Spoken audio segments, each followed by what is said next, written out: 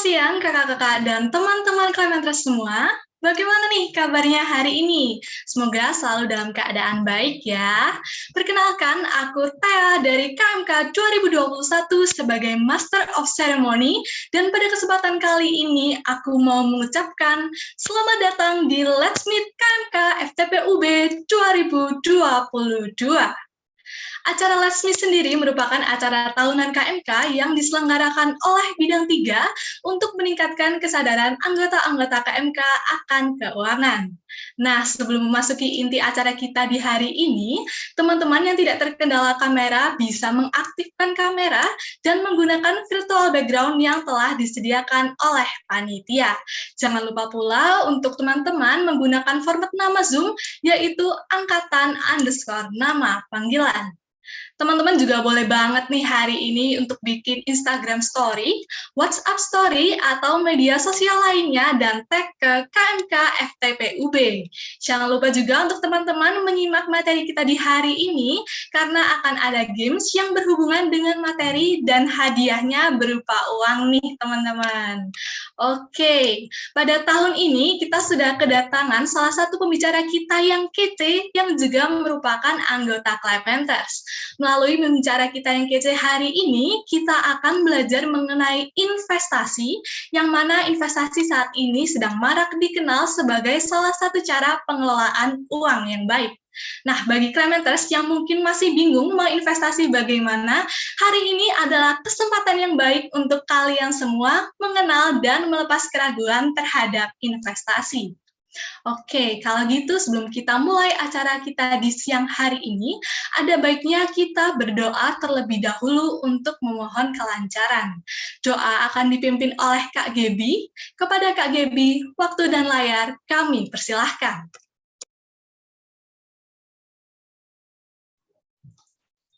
Oke, aku izin masuk. Mari kita bersatu dalam doa, dalam nama Bapa dan Putra dan Roh Kudus. Amin.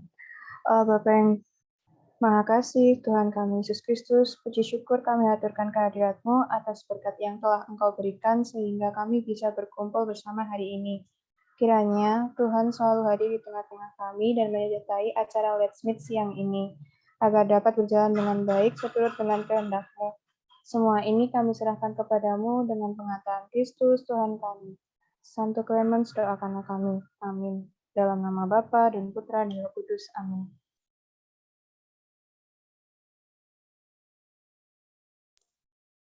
Baik, terima kasih kepada Kak Gaby atas doanya. Nah, walaupun aku yakin nih teman-teman semua udah nggak sabar pengen dengerin dari pembicara kita, tapi ada baiknya kita dengerin terlebih dahulu nih sepatah dua kata-kata dari kofak kita, yaitu Kak Vincent. Untuk Kak Vincent, waktu dan layar kami persilahkan. Halo. Oke, jadi selamat siang teman-teman semuanya. Jadi selamat datang di Let's Meet ini. Mungkin aku mau ini aja sih, kayak investasi ini semoga materi yang disampaikan Yohana sama materi yang udah disiapin sama teman-teman bidang 3 ini berguna buat teman-teman KMK semuanya, kayak dari investasi, belajar soal investasi. Semoga setelah Let's Meet ini teman-teman mulai bisa tertarik gitu lah, kayak mengenal apa itu investasi, terus juga mulai coba investasi ya, karena yang penting tuh prakteknya. Terus kayak nanti kalau lama-lama udah mulai pada bisa investasi, terus nanti bisa ngendalin uang, ngatur uang itu dan mainin uang, dan tuh nanti kuliah jadi nggak penting lagi karena kita udah punya bisa menghasilkan uang sendiri. Nggak ada yang bercanda, kuliah tetap penting ya. Jadi semoga ini kayak ada cadangan aja, bekal buat nanti teman-teman ke depannya mempersiapkan hidup dan menghadapi dinamika kehidupan lainnya. Terima kasih. Baik, terima kasih kepada Kak Vincent atas kata sambutannya. Selanjutnya adalah kata sambutan dari Ketua Pelaksana Let's Meet tahun 2022. Kepada Adelo, waktu dan layar kami persilahkan.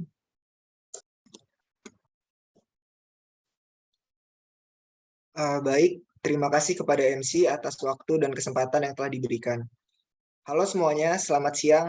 Perkenalkan, nama saya Adelo Togario Sinaga, selaku Ketua Pelaksana Let's Meet 2022. Pertama-tama saya ingin mengucapkan banyak terima kasih kepada Kak Yohanes, selaku pemateri, dan kepada kakak-kakak serta teman-teman sekalian yang sudah menyempatkan hadir dalam acara kali ini. Acara Let's Meet 2022 ini dilaksanakan dan dilakukan atas dasar pentingnya investasi pada generasi milenial. Investasi sendiri dilakukan untuk meningkatkan nilai aset dan kekayaan pribadi guna masa depan yang akan dilalui oleh kita semua. Dalam Let's Meet kali ini juga, banyak materi yang disampaikan yang mencakup investasi secara umum, jenis investasi, dan apa investasi yang cocok pada generasi milenial. Semoga dalam acara ini teman-teman dan kakak-kakak semua yang hadir dapat menikmati dan mengikuti rangkaian acara Let's Meet 2022 hingga selesai dan bisa mendapatkan insight dari materi yang akan disampaikan. Sekian dari saya. Baik, terima kasih kepada Adelo atas kata sambutannya. Setelah mendengarkan beberapa kata sambutan tadi, kita akan segera memasuki inti acara, yaitu mendengarkan materi dari pembicara kita yang kece hari ini. Namun sebelumnya, aku mengingatkan terlebih dahulu kepada kakak-kakak dan teman-teman semua, jangan lupa untuk mengisi link Google Form presensi yang akan diberikan oleh panitia di kolom chat. Oke, sebelum kita masuk ke acara inti, mari kita sambut terlebih dahulu moderator kita di hari ini, yaitu Kak Lourdes dari KMK 2019. Kak Lourdes pada hari ini akan membantu kita dalam perbincangan dengan pemateri. Baik, langsung saja kepada Kak Lourdes, waktu dan layar kami persilahkan. Makasih Tea. Halo semuanya, tadi udah dikenalin juga, kenalin aku Lourdes dari KMK 2019, dan aku hari ini akan memandu perbincangan kita dengan pembicara hari ini. Jadi langsung aja buat pembicaranya Yohanes. Ada nggak nih? Halo Lourdes, halo semua. Halo Yohanes, boleh nih Yohanes perkenalan dulu? Oh iya, boleh. Perkenalkan, nama aku Yohanes, aku dari KMK 2019. Salam kenal semua. Oke, halo Yohanes, thank you for the introduction. Jadi sebelumnya teman-teman, sebelum kita mulai nih ke materinya Yohanes, aku mau jelasin teknisan acara hari ini. Jadi nanti Yohanes bakal bawain materi tentang investasi tentunya. Nah, kalau misalnya teman-teman ada pertanyaan atau mungkin mau diskusi, itu bakal ada sesi tanya jawab khusus yang bisa digunain. Jadi kalau gitu nggak usah berlama-lama lagi, kita boleh langsung aja nih Yohanes ke materinya. Oke, langsung ya ini ya, masuk materi ya. Oke, terima kasih Lourdes atas perkenalannya ya. Nah, aku share screen terlebih dahulu buat materinya. Apakah sudah terlihat ya materinya ya? Sudah. Udah ter-share screen? Udah. Oke, terima kasih. Oke, selamat pagi semuanya, teman-teman dan juga ya semua anggota KMK Santo Kleman. Pada kesempatan kali ini kita akan berbicara ya mengenai bagaimana cara investasi milenial kalau dari topik yang disarankan dari bidang 3. Nah, di sini ini ya judulnya Let's Meet, Let's Invest. Jadi kita langsung aja masuk ke materinya tanpa berlama-lama lagi. Oke, sebelumnya aku mau kasih disclaimer dulu ke teman-teman sekalian yang ada di sini. Jadi aku, Yohanes Surya, adalah seorang mahasiswa bioteknologi ya, tidak ada background finansial sama sekali. Dari orang tua juga nggak ada background finansial. Kemudian semua pengalaman atau semua materi yang akan aku sharingkan di sini adalah based on pengalaman, kemudian pengetahuan yang pernah aku cari tahu dari sumber-sumber yang terpercaya. Jadi mungkin pendapatku dan pendapat teman-teman bisa saja berbeda, dan di sini kita sifatnya diskusi aja, sama-sama belajar. Jadi mari kita sama-sama pahami ya ilmu tentang keuangan atau investasi ini. Oke, selanjutnya ini ada bahasan ya, topik bahasan yang akan kita bahas pada hari ini. Jadi teman-teman supaya punya gambaran apa yang kita bahas pada siang hari ini. Ada 2 topik bahasan besar, yang di sini adalah ngatur duit ya, ngatur keuangan. Mungkin teman-teman pernah ngerasa kayak kok uangku ini tiba-tiba habis ya, kita nggak pernah check out apa-apa kayaknya bulan ini, tapi kok saldonya tuh makin dikit aja gitu. Kemudian timbullah itu komitmen kecil yang sulit untuk dilakukan ya, kayaknya mulai bulan ini aku harus hemat deh. Nah, itu biasanya komitmen yang muncul ketika uang kita menipis ya. Tapi kalau kemudian di top up lagi sama orang tua, biasanya ini komitmennya hilang gitu. Kemudian setelah kita bisa tahu cara ngatur duitnya itu, kita nanti juga akan belajar bagaimana mengaplikasikan uang kita ke beberapa instrumen investasi. Mungkin teman-teman pernah ragu ya, ngapain sih harus kita investasi, mending kita tabung aja di bank, gitu, lebih aman, lebih safe. Nggak akan ada ruginya gitu kan.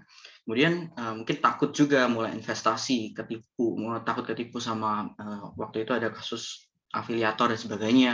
Kemudian juga bingung mau mulainya dari mana, mau reksadana atau saham atau ya udah deh nabung aja gitu di bank atau sebagainya. Nah, ini ada kalimat awal ya yang mungkin bisa membangkitkan semangat teman-teman. Ini aku ambil dari buku The Psychology of Money. Wealth is what you don't see. Jadi di buku itu menjelaskan perbedaan antara wealth dan juga rich. Jadi wealth sama rich itu kalau di bahasa Indonesia kan artinya sama-sama kaya ya. Tapi kalau rich itu apa yang kita bisa lihat. Misalnya kita punya teman yang punya mobil Ferrari, mobil mewah gitu, sama rumahnya besar. Nah itu kita bisa bilang dia itu rich karena kita bisa lihat value dia itu seperti apa. Dia itu orang kaya gitu, terpandang gitu ya. Tapi kalau wealth itu orangnya biasa-biasa aja, tapi punya value yang besar sebenarnya, punya simpanan atau value investing yang besar. Gitu. Nah, kita diajak untuk jadi orang yang wealth.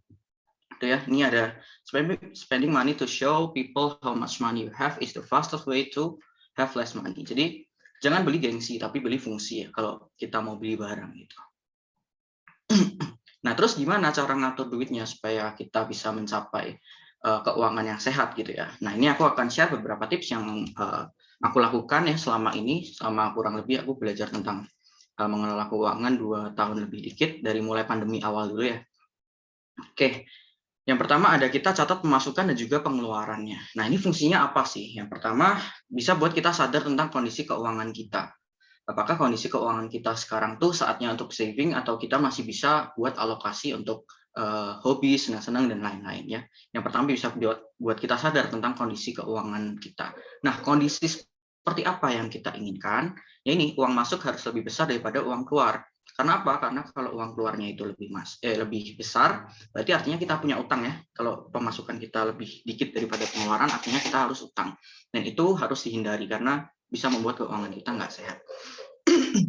Ini mungkin kedengarannya klise ya, sederhana, tapi butuh komitmen untuk melakukan ini. Dulu aku juga sering bolong-bolong gitu, kayak malas-malasan gitu awal-awal. Tapi kalau ditekuni bisa sangat bermanfaat untuk keberlangsungan keuangan kita. Kemudian di mana catatnya? Nah, ini ada beberapa aplikasi ya. Aku juga beberapa tanya dari teman-temanku yang catat pemasukan sama pengeluarannya juga. Dia pakai 1000. Ini ada Money Lover. Ini apa? Aku lupa ya. Nah, nanti bisa di searching. Terus ada Wally. Terus ada yang paling sederhana pakai Microsoft Excel aja. Jadi dicatat di Microsoft Excel. Nah, mungkin kalau teman-teman tanya gitu ya, aku pakai apa? Aku pakainya Microsoft Excel. Jadi sangat simpel sekali kita mencatat pengeluaran dan pemasukan. Ya, kita kasih tanggal keterangannya untuk apa aja. Kemudian di sini ada total pemasukan dan pengeluaran. Kalau teman-teman punya e-wallet juga boleh ditulis juga di sini saldonya berapa, sudah dipakai berapa. Kemudian fungsinya apa kok kita harus membuat pencatatan seribet ini ya? Kita bisa tahu kas bulanan kita itu surplus atau minus ya. Tadi kembali ke yang slide sebelumnya, apakah kas kita itu minus atau plus? Kalau minus berarti nggak sehat nih keuangan kita. Nah, kalau udah tahu nggak sehat, yang kedua nih, biaya apa yang bisa ditekan? Ya, kira-kira pengeluaran apa sih yang bisa kita tekan supaya keuangan kita tuh kembali sehat ya, kembali plus atau kembali bertambah savingnya. Misalnya teman-teman di bulan Februari kemarin nih ada 28 hari kan. Nah, teman-teman 25 kali ke kafe nih misalnya. Nah, berarti kalau dihitung secara teori kan berarti sehari ambil sekali kan ke kafe. Nah, itu bisa di-press tuh pengeluarannya misalnya dari 25 kali ke 17 kali atau ke 11 kali gitu. Jangan 25 dari 24 ya, kurang signifikan ya perubahan. Jadi kita bisa analisis biaya apa yang ditekan gitu, yang bisa ditekan. Karena kita punya track record keuangan kita, dihabiskan untuk apa aja. Kemudian kita juga bisa tahu kas bulan ini tuh lebih besar atau lebih kecil dari bulan kemarin. Nah, ini fungsinya buat apa? Karena kita bisa lihat ya, apakah saving kita pada bulan ini itu lebih besar atau justru kita menghabiskan saving bulan kemarin. Itu tandanya ditandai dengan kalau kas kita bulan ini lebih kecil dari bulan kemarin. Nah, itu berarti saving kita bulan lalu kita pakai buat hari ini. Nah, itu yang harus diperhatikan juga ya. Nah, kita bisa kontrol lewat ini, monitoring lewat catatan keuangan yang kita buat. Nah, itu fungsi dari atau manfaat dari pencatatan pengeluaran dan juga pemasukan. Next, setelah kita bisa mengatur cash flow kita, belum cash flow, pencatatan keuangan kita dengan baik, kita bisa atur prioritas pengeluaran ya yang pertama. Yang pertama kita harus dahulukan kebutuhan pokok ya. Kebutuhan pokok tuh misalnya bayar kos, makan, minum, teman-teman yang punya kendaraan ya bensin berarti. Nah, itu bisa didahulukan dulu sebelum kita beli barang-barang yang lain. Kemudian biasakan beli barang tuh untuk diri sendiri dulu, maksudnya seperti apa yang berfungsi untuk diri sendiri kita. Meskipun kita bisa ini ya, misalnya kita suka kasih barang ke orang lain, misalnya love language kita act of service atau receiving gift gitu ya. Nah, itu ditunda dulu. Kita perhatikan barang untuk diri kita dulu, baru kalau kita ada uang lebih, nah itu bisa memuaskan keinginan-keinginan kita. Jadi beli barang untuk diri sendiri dulu. Kemudian lebih banyak beli pengalaman daripada beli barang. Nah, ini maksudnya gimana? Misalnya kita suka desain misalnya ya. Nah, dibanding kita membeli mouse yang lebih bagus atau membeli speaker Bluetooth yang lebih bagus atau membeli kipas untuk laptop kita, nah itu lebih baik kita alokasikan lebih banyak ke kelas-kelas desain gitu misalnya, atau membeli software desain yang dapat mendukung kemampuan kita dalam mendesain itu. Jadi kita beli pengalamannya dibanding dengan beli barang itu, karena itu akan lebih everlasting ya kalau pengalaman itu bisa dikembangkan, bisa diasah lagi. Jadi coba lebih banyak untuk membeli pengalaman. Bukan berarti ini, aku berarti bisa beli tiket Justin Bieber dong. Karena kan nonton Justin Bieber kan juga pengalaman ya. Nah, itu beda lagi nanti itu masuknya ke ini ya, apa namanya, hobi atau kesenangan, bukan prioritas keuangannya. Kemudian ini ya, kalau beli barang tuh coba perhatiin cost per use-nya. Nah, ini maksudnya gimana? Cost per use-nya tuh kalau digunakan itu worth it gitu dengan harganya. Lebih baik membeli barang yang agak pricey ya, tapi kualitasnya itu bisa sampai 2 tahun, 3 tahun digunakan daripada kita beli barang yang lebih murah tapi masa penggunaannya itu lebih singkat gitu. Contoh tuh kita misalnya mau beli speaker Bluetooth gitu ya. Ada yang harga 1 juta, ada yang harga 150.000. Nah, secara value pasti kita lebih berpikir kalau waduh speaker 1 juta kok mahal sekali ya. Nah, tapi kalau kita telah lebih lanjut, speaker 1 juta itu bisa digunakan 2-3 tahun penggunaannya dan suaranya juga jelas dibandingkan dengan speaker 150.000 yang cuma memberikan suara basic ya, bassnya juga nggak jelas gitu, suaranya pecah, terus cuma bisa digunakan 3 bulan habis itu rusak gitu kan. Banyak ya speaker Bluetooth yang bulanan rusak gitu, jadi kita harus beli lagi daripada kita harus mengeluarkan uang berkali-kali untuk membeli barang yang menurut kita murah. Lebih baik kita beli barang yang ada harganya, ada kualitasnya. Dan kalau dihitung 1 juta dibagi 2-3 tahun itu lebih murah cost per use-nya daripada kita membeli barang yang tadi lebih murah 150.000 itu. Jadi coba perhatikan, memang ini terkesan perhitungan ya, tapi ya ini adalah trik untuk menghemat gitu. Nah, yang terakhir jangan lupa donasi ya. Nah, teman-teman bisa baca di Galatia 6 ayat 7. Nah, silahkan dibaca. Oke, selanjutnya tips ya. Ini tips untuk prioritas pengeluaran. Coba bayar pakai cash. Kenapa? Nah, ini kan zamannya cashless gitu ya. Tapi cobalah sesekali bayar pakai cash. Karena apa? Karena ketidakrelaan kita untuk mengeluarkan uang ketika kita bayar cash itu lebih tinggi dibandingkan dengan kita bayar pakai debit card atau pakai QRIS gitu ya. Jadi kalau pakai QRIS atau debit kan tinggal gesek, pencet-pencet, selesai. Tapi kalau kita bayar pakai cash nih, misalnya makan nih 65.000, kita keluarin 50.000, 10.000, 5.000, kita kasih ke abang kasirnya.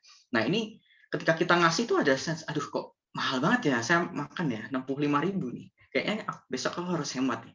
Nah, dengan terbiasa seperti itu, kita akan lebih care atau aware sama uang kita gitu. Itu tipsnya untuk menghemat pengeluaran. Terus ini ya, ini intermezzo cari pacar dengan pandangan uang yang baik ya. Jangan yang sedikit-sedikit dia bilang kita perhitungan gitu.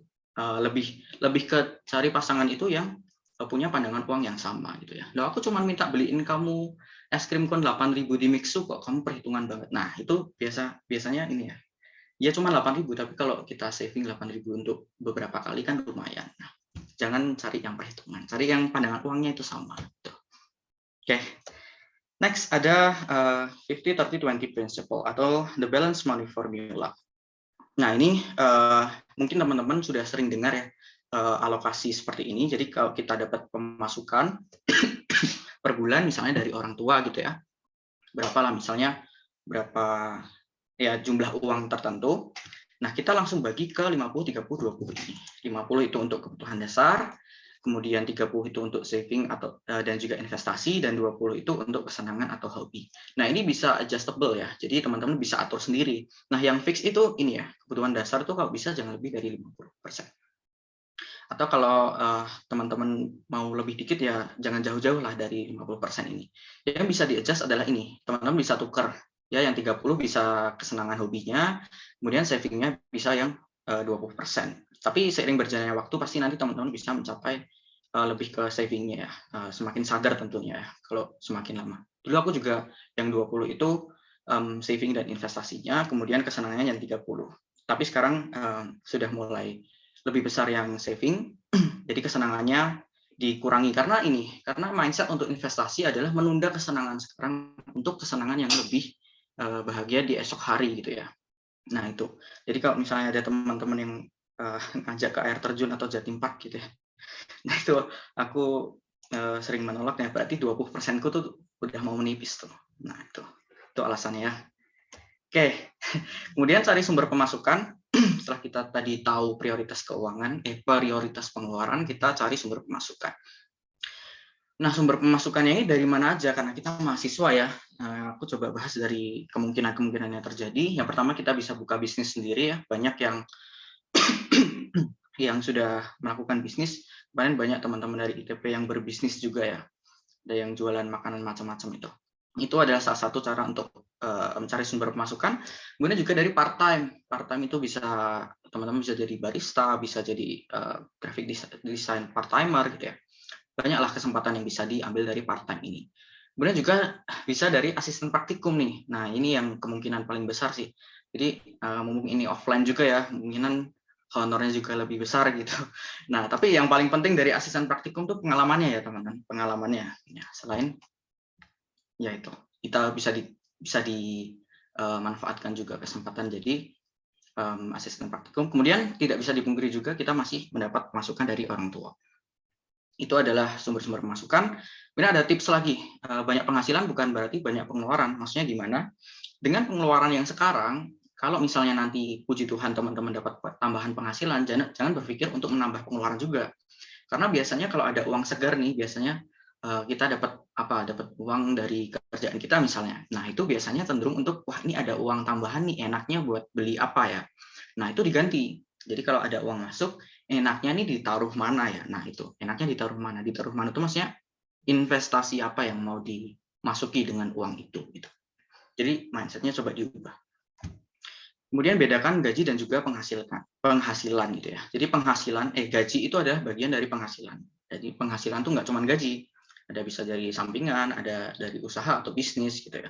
Nah, nanti kalau misalnya teman-teman udah beranjak dewasa dan pandangan finansialnya juga sudah jelas ya mau kemana, fokus untuk menaikkan penghasilan. Jadi fokus untuk menaikkan penghasilan tuh, jadi kita nggak menghalalkan segala cara untuk naik tingkat gitu ya di kerjaan kita untuk naikkan gaji, tapi gimana cara menambah penghasilan itu dengan investasi, dengan bisnis, atau dengan kerjaan sampingan lainnya. Oke, setelah kita memahami cash flow ya, pemasukan dan juga pengeluaran, nah itu kita bisa mulai belajar investasi. Jadi ketika keuangan kita tuh udah beres, udah jelas nih pengeluarannya sebulan berapa, rata-rata berapa, apakah kas kita itu naik atau turun, kita bisa mulai belajar investasi. Nah, ini banyak sekali investasi yang bisa dimanfaatkan ya teman-teman. Contohnya ada reksadana, ada saham, ada peer-to-peer lending, kemudian ada emas atau properti. Nah, kenapa nggak ada mobil ya? Mobil itu kan mengalami depresiasi. Jadi kalau kita beli, terus habis itu kita bawa pulang, nah itu nilainya udah turun ya. Jadi tidak termasuk dalam investasi. Kemudian juga kenapa nggak ada cryptocurrency? Nah, di sini kembali lagi ke menurut aku cryptocurrency kurang bisa disebut sebagai investasi. Tapi mungkin orang-orang yang paham bisa menyebut kripto ini sebagai investasi. Karena kalau dilihat tuh aku nggak paham karena aset kripto itu seperti apa ya. Asetnya itu kan nggak kelihatan. Kalau reksadana itu kan ada fisiknya, ada obligasi, ada surat-suratnya, deposito ada yang ngurus, kemudian ada manajer investasinya yang menjamin uang kita. Kalau saham itu juga ada fisiknya ya. Jadi kita mesti misalnya beli saham Indofood, ada nih pabriknya Indofood, ada nih produknya Indomie gitu. Itu jelas gitu. Tapi kalau kripto aku kurang paham, jadi tidak akan dibahas di sini. Oke. Nah, kemudian setelah kita paham ya tentang keuangan dan juga investasi, kita mulai bisa menentukan tujuan keuangan. Kenapa kita harus punya tujuan keuangan? Karena tujuan keuangan itu nanti yang akan menentukan instrumen investasi apa yang akan kita ambil. Jadi investasi itu bukan semata-mata meraih capital gain atau keuntungan atau profit atau cuan gitu. Tapi tujuan sebenarnya adalah untuk mencapai tujuan keuangan. Tujuan keuangan itu seperti apa? Misalnya menikah nih. Ini contoh aja ya. Nah, ini tujuan keuangan orang lain lah. Menikah 7 tahun lagi misalnya. Nah, kita mau taruh uang kita di instrumen apa yang bisa 7 tahun lagi itu memenuhi biaya pernikahan kita.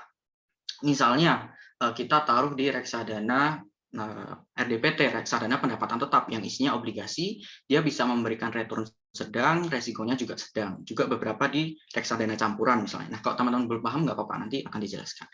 Yang bisa memberikan return cukup tinggi. Karena ini cukup lama ya, jangka waktunya 7 tahun. Jadi kalau kita pilih instrumen yang volatile itu nggak apa-apa. Ya, jadi yang tingkat resikonya agak tinggi nggak apa-apa, karena masih jangka panjang.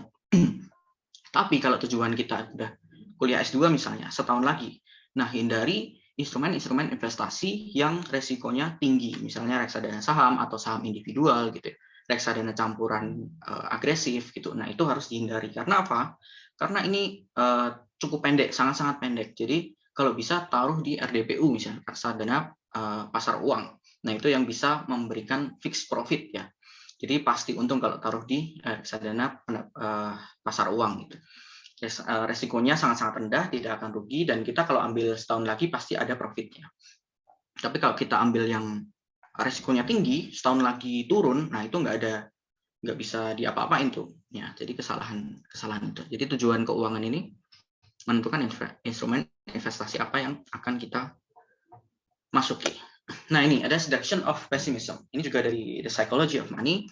Optimism sounds like self-speech, pessimism sounds like someone trying to help you. Ini maksudnya apa? Kadang kita dikasih saran ya sama teman kita, ayo mulai investasi. Kalau kamu mulai investasi itu, uang kamu sekarang bisa berlipat ganda jadi satu jumlah tertentu dalam jangka waktu tertentu nih. Nah, kadang kita merasa juga, masa iya sih, masa investasi bisa bikin kaya secepat itu gitu. Tapi emang benar ya, konsep compounding itu memang benar-benar eksis di investasi. Jadi compounding interest, kita dapat uang kita yang menggulung di investasi selama jangka waktu tertentu itu benar. Tapi kadang kita menganggap optimisme, kalimat optimisme itu sebagai bualan belaka. Tapi ketika ada orang, kamu jangan investasi itu bahaya banget loh. Kemarin aja beberapa ada yang ketipu investasi bodong. Padahal itu orang yang ngomong tuh kayak nggak tahu investasi gitu. Dan kita langsung percaya, oke, aku nggak akan masuk investasi karena investasi berbahaya. Nah itu yang disebut dengan seduction of pessimism. Jadi ketika kita mendengar suatu kalimat yang pesimis, kita bahkan lebih percaya daripada kalimat optimis yang diucapkan oleh orang-orang yang sudah mencemplung di dunia investasi gitu. Nah, makanya itu kita harus gimana dengan dunia yang segitu kejamnya? Ya ini ya, kita harus punya komitmen. Nah, komitmen ini ya salah satu C dari 4C yang diajarkan oleh Yesuit, yaitu komitmen. Kita harus punya komitmen supaya apa? Supaya kita nggak tadi seduction of pessimism. Kita nggak terpengaruh oleh orang-orang. Kita punya keputusan keuangan sendiri, punya tujuan keuangan sendiri, dan kita jalankan mekanisme keuangan kita sendiri. Ya, kita harus punya komitmen. Jadi dari sekian banyak tips yang aku sharingkan tadi, tanpa komitmen nggak bisa dijalankan. Gitu ya. Harus punya komitmen terlebih dahulu dan motivasi yang penuh. Oke, itu tadi keuangan. Sekarang kita masuk ke investasi ya. Setelah kita paham bagaimana cara mengatur uang kita secara sehat, kita punya komitmen tentang keuangan, kita akan masuk ke investasi. Ini ada kalimat dari Warren Buffett, mungkin teman-teman juga sudah banyak dengar ya. If you do not find a way to make money while you sleep, you will work until you die. Maksudnya apa? Ini ya, make money while you sleep itu diartikan sebagai uang itu bekerja untuk kita bahkan ketika kita tidur ya. Nah, bagaimana cara membuat uang itu bekerja untuk kita? Ya, dengan investasi. Warren Buffett ini ingin menyampaikan apa? Ya, kalau kita tidak investasi, kita akan bekerja sangat-sangat keras untuk mendapatkan tujuan keuangan kita. Makanya investasi sangat membantu untuk mencapai tujuan keuangan kita. Oke, ini ya. Terus kenapa kita harus investasi sih? Kenapa? Ya untuk mencapai cuan, kaya, profit gede, jadi sultan, habis itu kita bisa flexing. Pasti ya. Tapi ternyata tujuan investasi nggak sedangkal itu ya teman-teman. Nah, tujuan investasi ini untuk mencapai tujuan keuangan. Sekali lagi ya, untuk mencapai tujuan keuangan, bukan untuk mencari profit.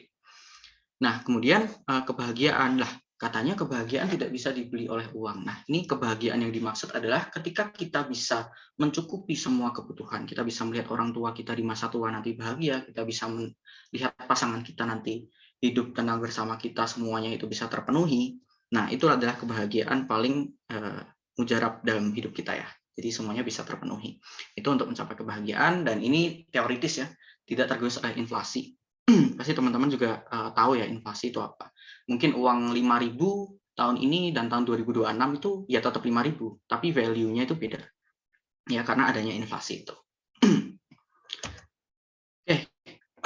Kemudian ada beberapa instrumen investasi yang bisa kita manfaatkan atau kita pilih sesuai dengan keinginan atau tujuan keuangan teman-teman. Di sini aku bagi jadi dua, ada physical investment sama ada financial investment.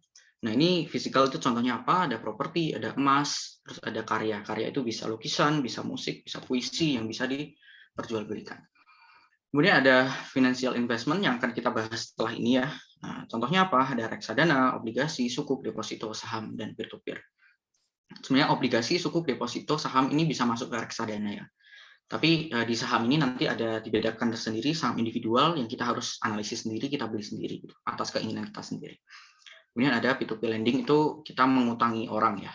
Ada orang yang butuh uang, kita utangin pakai uang kita. Oke, yang pertama kita masuk ke reksadana.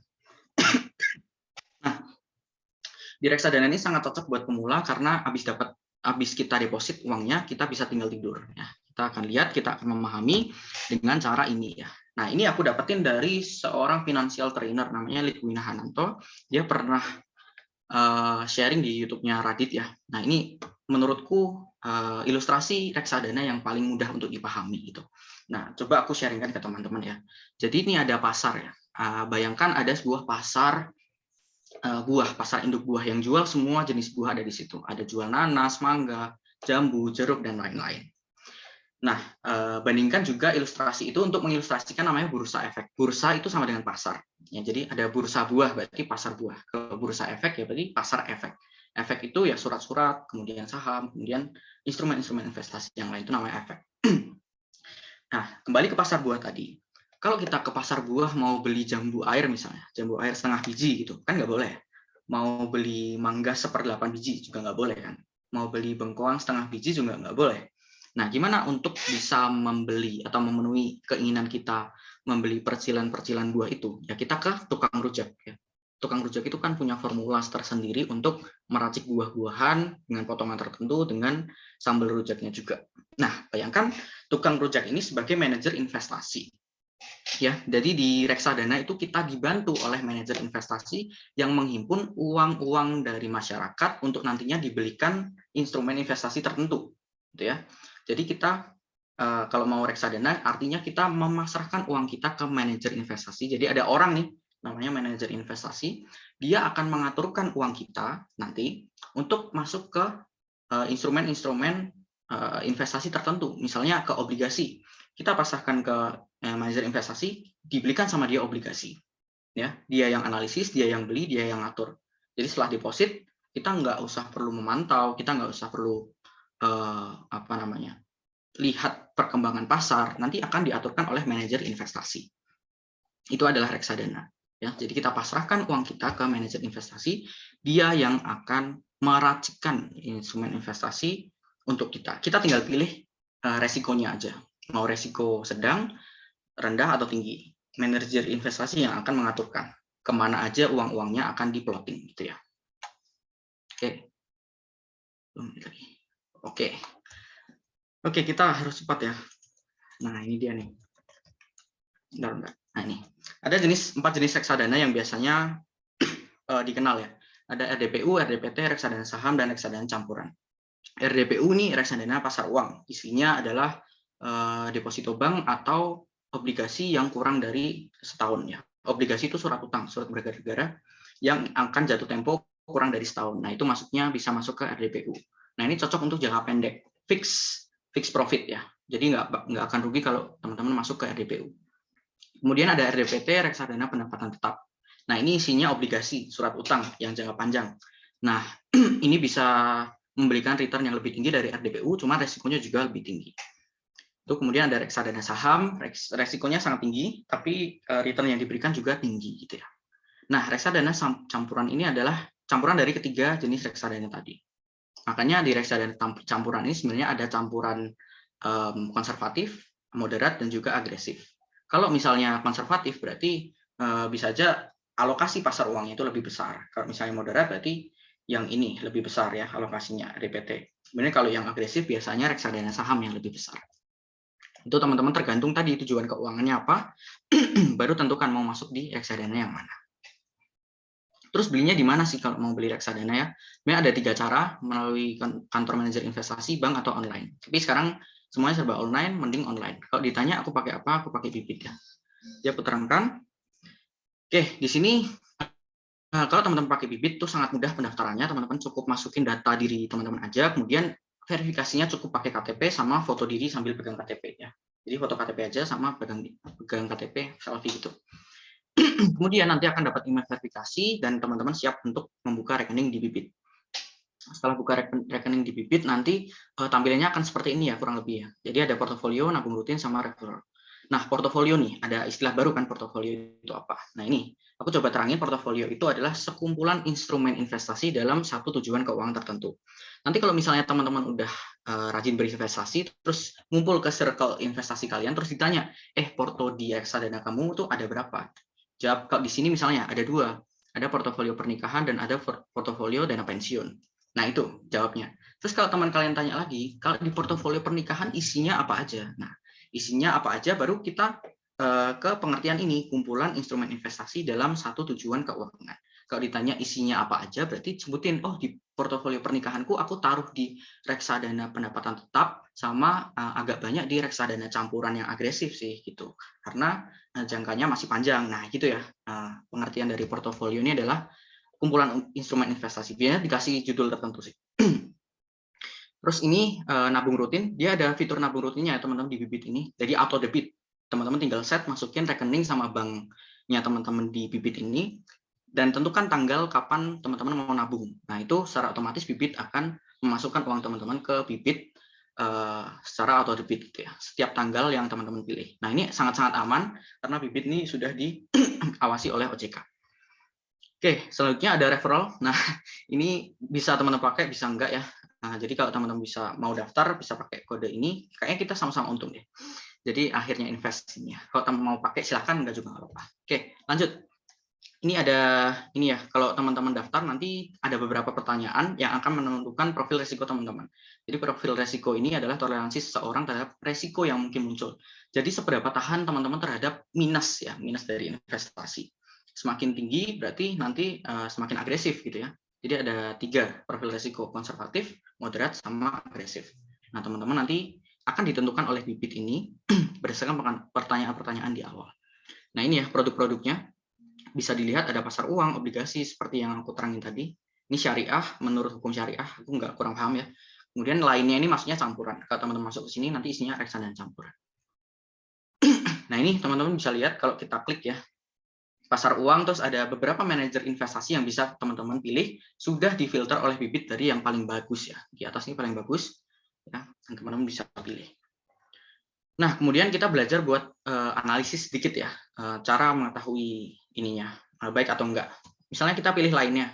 Nah, ini ada urutan manajer investasi dari yang paling bagus. Misalnya kita Jarvis ya. 3 menit lagi. Ya, misalnya kita pilih Jarvis. Nah, ini ada grafiknya. Jadi kita bisa analisis di sini grafik naik turunnya harga reksadana dari Jarvis Balance Fund. Dan ini kayaknya lagi turun ya. Nah, ini sebenarnya bisa teman-teman beli ya. Kalau misalnya teman-teman udah masuk, ini kan lagi turun. Nah, dia bisa spekulatif naik lagi ya. Nah, ini ada beberapa indikator yang bisa teman-teman pahami. CAGR 1 year. Nah, ini maksudnya return yang didapatkan dalam 1 tahun. Jadi kalau teman-teman nabung setahun yang lalu di Jarvis Balance Fund, balance fund. Nah, ini teman-teman dapat profit 21,99%, ya, cukup besar ya.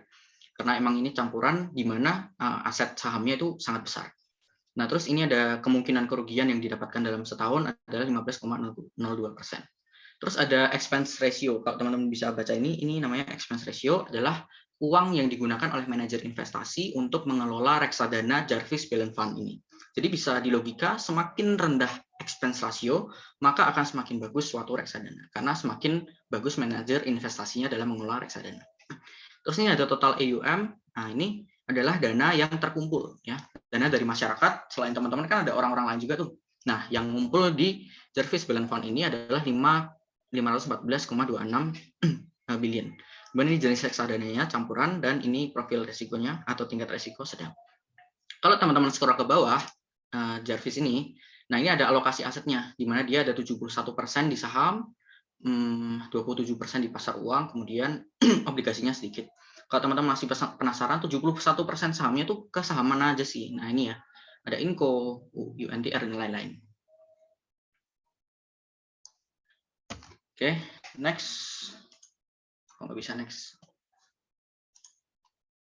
Sorry. Oke. Suaraku masih jelas ya? Atau putus-putus? Jelas ya? Oke. Jelas. Nah ini, oke. Nah ini kalau kita misalnya udah, Jarvis Balance Fund. Oke, aku mau beli nih di Jarvis Balance Fund karena bagus. Kita tinggal pencet beli. Kemudian di sini akan ada kotak ya, kotak untuk kita isi mau beli berapa. Misal kita mau beli 1 juta. Nah ini nggak ada satuannya, asal kita beli 1 juta aja. Nah nabung aja. Kok saham kan nanti ada lot-lotannya. Nah ini nggak ada. Kita mau beli berapa aja bebas. Tapi ada minimalnya sih. Tapi biasanya minimalnya kecil. Terus kalau udah beli sekarang, setelah beli sekarang nanti ada konfirmasinya kayak gini. Kamu beli 1 juta, terus ini gratis biasanya biaya pembeliannya. Kemudian kita tinggal centang persyaratan di sini, terus kita tinggal pencet bayar sekarang. Setelah bayar sekarang, ini kayak check out di Shopee. Kita mau pilih biaya cara pembayarannya seperti apa, bisa pakai virtual account, kemudian e-wallet. Nah, e-wallet juga bisa. Tinggal nanti pencet bayar, selesai. Kita bisa investasi di Bibit. Nah, ini yang aku bilang tadi ya. Intinya ini compounding interest, jadi uang kita kalau diinvestasikan itu bisa berlipat ganda. Jadi kalau kita nabung tahun ini 1 juta, tahun depan dapat profit 10%, berarti 1.100.000. Tahun depannya lagi kita nabung 1 juta, nah 10%-nya bukan dari 2 juta yang kita tabung, tapi dari 2.100.000. Ya. Itu namanya compounding. Ini dibuktikan oleh Warren Buffett. Dia punya kekayaan ya, 81,5 billion kekayaan dari Warren Buffett, which is 84,5, jadi 90%, hampir 90%-nya itu. Nah hampir 90% kekayaannya itu didapat di umur 65. Jadi betapa pentingnya waktu dalam dunia investasi. Nah, kita masuk ke saham ya, cepat aja. Ini lebih effort karena return-nya lebih tinggi, kita harus analisa sendiri, kita harus beli sendiri. Jadi kita menjadi manajer investasi untuk diri kita sendiri. Oke, saham simpelnya kepemilikan sebuah perusahaan, misalnya GoTo, Gojek, Tokopedia. Nah, ini sama ada lot ya, satuan yang digunakan dalam perdagangan saham. 1 lot sama dengan 100 lembar saham. Minimal kita beli saham itu 1 lot, 100 lembar saham. Jadi kalau kita mau beli saham GoTo saat ini harganya sekitar 300 atau 304 rupiah. Itu harga 1 lembar saham. Maka kalau mau beli 1 lot kita harus siapkan 30 ribuan, 30.000 untuk beli 1 lot saham GoTo. Let's say kita beli 50 lot ya. Itu artinya kita memiliki perusahaan GoTo sebesar 0,0000042%. Memang terdengar sedikit, tapi sedikit-sedikit lama-lama sakit menjadi bukit. Sedikit-sedikit lama-lama jadi bukit. Nah, itu yang harus kita pahami tentang saham, konsep sahamnya itu. Oke, selanjutnya ada beberapa sektor saham yang aku skip. Teman-teman, aku sarankan untuk kalau mau beli saham itu beli di sektor yang kita paham ya. Misalnya properti, teman-teman tinggal di BSD, beli BSD. Teman-teman suka Indomie, beli Indomie gitu ya. Jangan di sektor yang nggak kita paham ya. Misalnya batu bara, coal, emas gitu, kita kurang paham, jangan masuk ke situ. Kemudian ada 2 tipe investor saham, ada trading, ada investing. Trading intinya itu jangka pendek, investing jangka panjang. Nah, itu nanti berkaitan erat dengan tipe analisis yang akan kita anut ya. Jadi ada technical, ada fundamental. Jadi kalau misalnya kita trading biasanya pakai technical aja nih, pakai grafik. Kalau teman-teman penasaran ini analisisnya di mana, cari aja tradingview.com, itu bisa. Kemudian fundamental, teman-teman bisa download RTI Business, ada di App Store maupun di Play Store. Kita bisa analisis fundamentalnya di situ, kualitas perusahaannya seperti apa. Kemudian belinya di mana? Ada banyak ya, ada Spot, Stockbit. Spot ini punya Sukor, Ajaib, terus Host Mobile ini punya Mira Asset, tapi ini nggak disarankan karena depositnya 10 juta. Nah, kemudian kalau aku pakainya Ajaib sama iPod ya. Contoh di Ajaib ini simpel aja. Ini ke profile kita ada top up. Nah, ini ya yang penting. Kalau sistem beli saham sama reksadana itu beda. Kalau beli reksadana itu tadi kan kayak sistemnya check out di Shopee. Nah, ini kalau di saham sistemnya itu kita harus top up RDN dulu. Jadi kalau kita bikin akun di Ajaib, otomatis kita dapat rekening di Permata.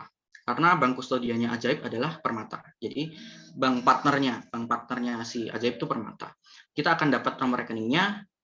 Simpelnya kita transfer ke Permata gitu ya. Misalnya aku dari BNI ke Permata, itu namanya top up. Baru kalau kita udah top up, kita punya istilah kita mau beli Shopee Food, kita harus top up Shopee Pay ya kan. Nah itu kayak gitu. Jadi kita harus top up Ajaib dulu, baru kita bisa beli sahamnya. Nah ini nanti teman-teman bisa baca sendiri. Nah kemudian yang perlu diperhatikan nih ada buying power ya. Buying power ini adalah nilai yang menunjukkan daya beli ya. Daya beli. Jadi kalau buying power teman-teman 1 juta, teman-teman bisa beli saham 1 juta senilai 1 juta. Kalau buying powernya 350.000 berarti ya bisa 350.000. Kalau 350.000 terus kita mau beli 1 lot BBCA nggak bisa dong, harusnya 1 lot itu 740.000. Kita harus top up lagi, berarti harus top up 400.000. Jadi 750.000 buying power kita. Jadi kita bisa beli 1 lot BBCA. Ini lupakan aja. Kemudian ini ada fitur-fiturnya, teman-teman bisa explore sendiri nanti. Nah, yang penting adalah pembeliannya. Gimana cara pembeliannya? Ini ada watchlist. Jadi kalau teman-teman buka Ajaib, otomatis langsung ke halaman beranda atau di sini ada watchlist, saham-saham yang kita mau pantau. Misalnya mau beli saham GoTo ya, kita klik GoTo ini, kemudian ada ini kodenya, ini harganya. Nah ini harga 1, ingat harga 1 lembar sahamnya. Berarti kalau kita mau beli 1 lot harus dikali 100 karena 1 lot 100 lembar saham. Jadi ini 30.400 ya kalau 1 lotnya. Oke, nah ini grafiknya, analisisnya mungkin nanti bisa dibahas di lain waktu. Kemudian kalau kita mau beli tinggal pencet beli gitu ya. Beli, terus di sini kita bisa atur harganya mau berapa, mau beli berapa lot gitu ya. Nah, kita bisa atur. Terus kita tinggal klik beli di sini. Klik. Nah, klik beli. Habis itu kita bisa dapat konfirmasi order. Kita tinggal beli. Nggak usah perlu bayar-bayar lagi karena kita pakainya buying power tadi. Terus ceknya di mana? Ceknya di halaman transaksi sini. Ya, nanti order kita akan masuk ke halaman transaksi. Oke, freedom. Ya, jadi intinya kita harus bersahabat dengan waktu untuk mencapai kebebasan finansial yang nanti mau kita capai. Oke, next peer-to-peer lending, intinya kita pinjemin uang kita ke orang lain. Nah ini, ada perbedaan, kenapa peer-to-peer lending itu hadir? Karena mau memecah ekosistemnya pinjaman bank ya, karena bank itu cukup curang, enggak sih? Tapi ya ini, bisa dilihat, kalau pinjaman bank itu dibebankan 8-30% ya, bunga banknya. Sedangkan kalau deposito aja cuman 4-6%. Nah, selisihnya ini adalah keuntungan buat bank. Nah, peer-to-peer lending beda. Peer-to-peer lending, keuntungan lendernya bisa sampai sama dengan borrowernya. Ya tentunya lebih rendah sih, karena dianya kan juga perlu untung ya. Nah ini sama ya. Jadi peer-to-peer lending konsepnya kita pinjamkan uang ke orang lain. Nah kita dapat untungnya itu dari bunga pinjamannya. Oke, ini ada pinjaman konsumtif, pinjaman produktif. Kalau pinjaman konsumtif istilahnya kita pinjaman yang nggak menghasilkan uang lagi ya. Misalnya kita minjamin uang untuk bayar utang jatuh tempo gitu. Jadi uang kita dipinjam orang itu bayar utang jatuh tempo, nggak akan berkembang uangnya. Nah itu harus dihindari. Kemudian ada pinjam produktif, biasanya ini untuk modal kerja. Belinya di mana? Ada di Akseleran. Ini ya, aku saranin ini sih Akseleran atau Investri. Tapi kalau Investri ini butuh NPWP kalau nggak salah, jadi mending ke Akseleran. Kalau teman-teman penganut investasi syariah, nah ini bisa ke Amarta atau Alami. Oke, ini dari tadi yang aku mention, The Psychology of Money. Teman-teman kalau tertarik tentang dunia keuangan bisa baca ini ya, karya Morgan Housel. Ini sangat bisa merubah pandangan teman-teman terhadap uang gitu. Oke, terima kasih, sekian dari aku ya. Mungkin kalau ada pertanyaan bisa disampaikan. Oke, thank you Hannes buat materinya. Dan jadi tambah pengalaman, bukan pengalaman, pengetahuan ya tentang investasi pastinya. Oke, karena udah selesai nih materinya, aku buka sesi tanya jawab mungkin buat teman-teman yang mau nanya, masih bingung, atau udah pernah nyoba investasi, terus kayak gagal dan mau diskusi sama Yohanes, boleh banget. Kalian bisa langsung raise hand aja, terus ngomong, atau mungkin tulis di kolom chat. Silakan.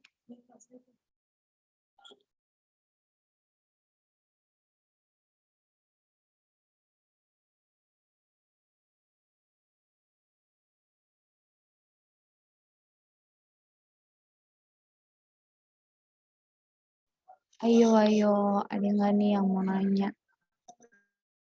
Ada nggak sih video besar?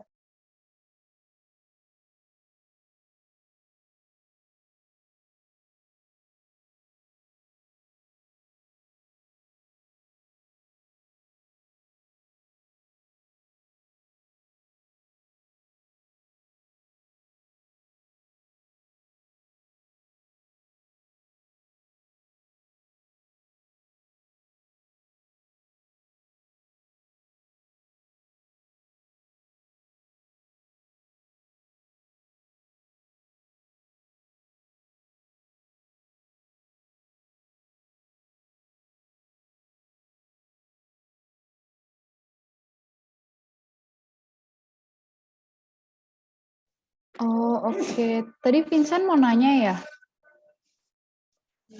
Oh iya, sumpah sorry banget, Chen, agak nggak kelihatan raise-hand-nya. Boleh, langsung tanya aja. Halo. Jadi, makasih Nes. Kenalan dulu nggak ya, sih? Kayak siapa, dari mana, kayak gitu. halo semuanya. Aku Vincent dari PHP 2019, asal dari Jakarta. Hobinya kayaknya sih main futsal ya kayaknya ya. Oke, aku mau nanya gini sih, Nes. Kan ini, sebelumnya makasih sih, Nes. Kayak penjelasannya oke banget, presentasinya keren banget ya nggak sih?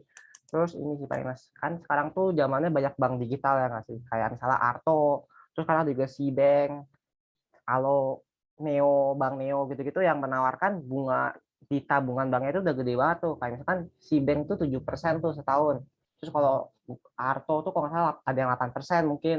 Nah itu gimana Nas menurut kamu, kayak itu sebenarnya tuh bisa jadi alternatif lain di zaman yang adanya bank digital gitu, atau tetap mendingan pakai cara-cara yang konvensional kayak reksadana atau P2P gitu? Oke, thank you. Ya benar banget ya. Ada apa namanya, sekarang ada bank-bank digital itu. Cuman aku kurang mengikuti gimana caranya menabung di sana ya. Return-returnnya juga yang ditawarkan mungkin cukup menarik ya. Tapi kayak apakah dia itu liquid atau enggak kan kita nggak tahu. Kayak misalnya deposito kan harus diambil setahun ya. Kayak jangka waktunya nggak bisa diambil dalam waktu setahun gitu kan. Nah, tapi kalau misalnya kita pakai reksadana atau apapun instrumen investasi yang aku jelaskan tadi, dia cukup liquid, diambil kapanpun itu bisa. Nah, itu sih kembali lagi ke tujuan keuangannya tadi. Apakah itu termasuk dana daruratnya yang harus liquid, kapanpun bisa diambil atau enggak gitu. Jadi kembali lagi ke tujuan keuangannya. Itu bagus banget ya. Aku juga ini ya baru ngikutin itu, tapi belum terlalu banyak, jadi belum terlalu paham, belum bisa aku sharingkan. Nah, teman-teman bisa cari tahu sendiri tentang itu tadi, bank digital. Sangat menarik. Ya, kalau punya BCA itu juga menarik ya, Blue ya. Tuh.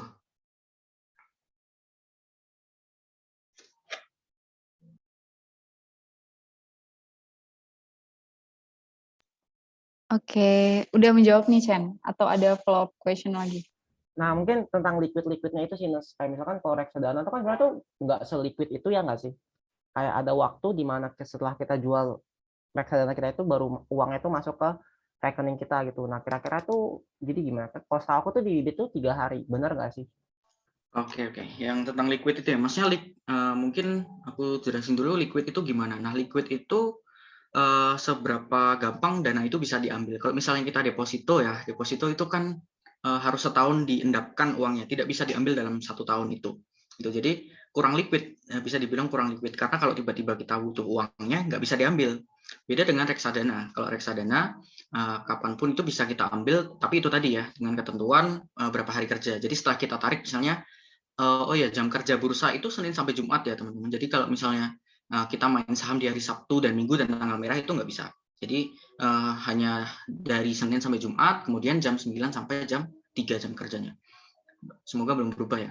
Nah, itu. Jadi biasanya kalau tarik di hari Rabu misalnya, terus kita bisa baru dapat dananya itu di hari Jumat gitu. Itu adalah cara penarikan reksadana. Kalau saham beda lagi ya. Kalau saham itu biasanya kita tarik saldo. Jadi kalau kita misalnya jual saham, GoTo misalnya kita beli di 300, kita mau jual di 310. Nah, setelah kita jual sahamnya itu nggak masuk ke rekening kita, tapi masuk ke rekening dana nasabah yang tadi dari buying power itu. Dan itu pun juga nggak langsung, harus T+2. Jadi H+2 juga baru masuk ke rekening dana nasabah kita dan baru bisa kita ambil. Tapi itu sedikit rumit memang, tapi harus dipahami ya, supaya nggak salah tangkap gitu. Habis kita jual saham GoTo di 310, kita mau pakai buat makan-makan misalnya. Nah, belum bisa karena baru bisa ditarik 2 hari kemudian.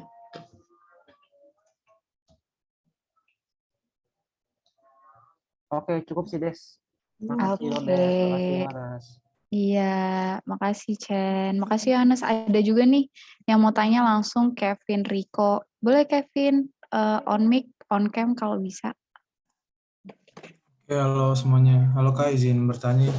Saya ingin bertanya, apakah kita bisa itu hidup hanya dari investasi saja, jadi kita full timer trading atau full timer investasi? Karena melihat banyaknya afiliator yang sukses di YouTube dan di TV, saya jadi melihatnya tergiur dan saya merasa mungkin kuliah TIP sia-sia kalau bisa begitu. Terima kasih. Oke. Jawabannya kalau mau jadi full time trader itu bisa ya, tapi kan kita harus butuh pengalaman, kita harus butuh modal. Nah, modal untuk belajar jadi trader itu nggak banyak ya. Loss, kita harus mengalami loss yang banyak dulu baru kita bisa belajar bagaimana cara menganalisis saham yang baik. Trader itu kan jangka pendek dia mainnya. Jadi begitu saham turun, beli, naik, jual gitu kan. Kita harus memantau terus. That's why kita sebutnya full time trader gitu kan. Nah, tapi kembali lagi ya, yang membuat kita kadang lupa itu adalah rasa cukup. Terkadang kita harus berkata kita itu cukup dengan uang segini. Makanya kita punya tujuan keuangan yang membatasi, oh oke, tujuan keuangan udah tercapai, kita harus keluar dari instrumen investasi itu. Jangan yang namanya greedy ya, rakus gitu ya. Nah, kayak ya, afiliator itu kan rakus ya, makanya dia ditangkap kan. Dia lupa bahwa lupa akan adanya rasa cukup. Dia ada uang masuk terus, oh belum ketahuan terus. Akhirnya dosanya terakumulasi di akhir dan dia akhirnya mendapat imbalannya itu. Jadi selain kita investasi, kita juga harus ingat Tuhan ya. Jadi budayakan punya tujuan investasi dulu baru invest gitu ya. Kalau mau jadi full time trader pasti juga ada tujuannya tuh, mau jadi apa gitu kan. Dan pasti ada sekolahnya dulu, masih dasarnya dulu ya. Jadi full time trader dan juga pasti jam terbang dan juga pengalamannya gitu. Bisa banget sih. Sekarang keluar jadi full time trader itu sangat-sangat bisa.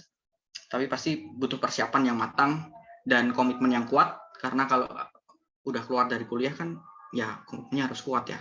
Harus kuat menjalani kerasnya hidup ini tanpa basic kuliah yang cukup gitu.